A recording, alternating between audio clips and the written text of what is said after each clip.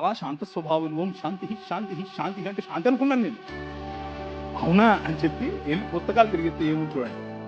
పరాశర స్మృతి 3వ అధ్యాయం 20 నుంచి 29 వరకు. నువ్వు గనక ఓ క్షత్రియ, నువ్వు గనక యుద్ధంలో చనిపోతే థౌజండ్స్ ఆఫ్ సెలెస్టియల్ డాన్సర్స్, వేల మంది నీకు కన్యకలు పైన వేచి చూస్తున్నారు. వాయమ్మ, మీలో కూడా ఉందా? మీలో కూడా ఉందా?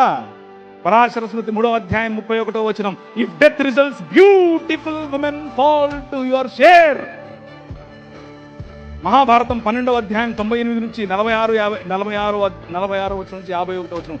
ఫోర్మోస్ట్ ఆఫ్ అప్సరాస్, అప్సరసలు నీకోసం వేచి చూస్తున్నారు, నువ్వు యుద్ధం చెయ్యి అంటున్నాడు కృష్ణుడు. ఓ సామాన్యుడు కాదు. నేను ఈ ఖురాన్లో నుంచి ఎక్కడికి వచ్చిందా అనుకున్నా. ఇక్కడ నుంచి తీసుకెళ్ళి ఖురాన్లో ఈ ఆలోచన ఎలా వచ్చింది అసలు వీళ్ళకు అనుకున్నా. ఇదో ఇక్కడ నుంచి తీసుకెళ్ళి అర్థమైందా? దేవి భాగవతం, పరాశర స్మృతి, మనుస్మృతి, మహాభారతం అన్నింటిలో ఇదే నింపబడి. మన ప్రభు ఏమంటాడు? రే కత్తి పట్టుకో, కత్తితోనే సస్తావు. బాంబు బాంబుతోనే సస్తావు. కోపం పెట్టుకో, కోపంతోనే సస్తావు. ఆ రాజ్యానికి ఈ రాజ్యానికి ఎంత తేడా అండి? నీ రాజ్యం అది.